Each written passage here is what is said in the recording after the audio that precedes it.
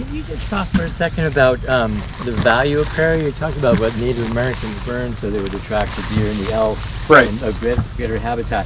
What do you see as the greatest benefit of having a prairie like this? For me, I think about 75% of Iowa's landscape, probably 27 million-ish type acres were prairie in Iowa.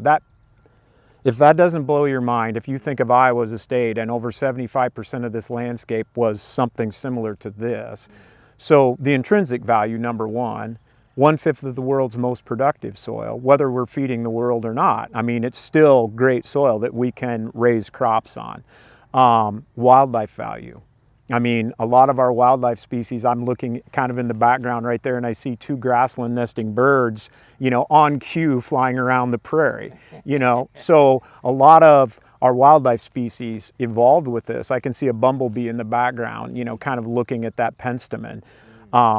Just so many pollinators, our native bees, our honeybees, our bumblebees, wildlife species, soil health. I mean, that's a huge buzzword right now in the world because everything starts here.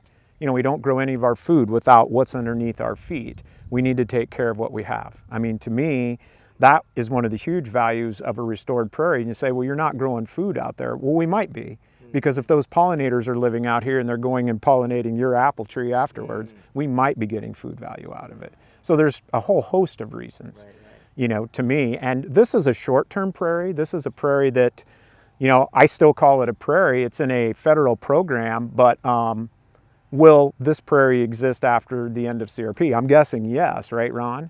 Yes, well, we hope to re-enroll, of course, but if we don't, we'll still, of course, maintain it as prairie. And it's surprising the amount of landowners that I work with around my 24 counties that say, if I don't get my 10 acres or 20 or 80 acres back in, I'm going to maintain it as that because they see it as a value. It isn't always about, well, I'd really love to make money on that. That's important, because it's their land and I support them 110%. But if we have something beautiful like this and you can see it go through those stages of blooming and, people say prairies are desolate in the winter. They kind of are, but they're still living underneath, So there's so many different values. Go ahead. And the water quality.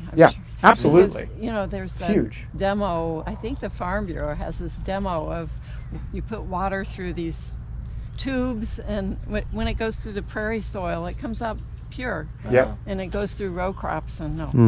The Natural Resources Conservation Service has one of those as well.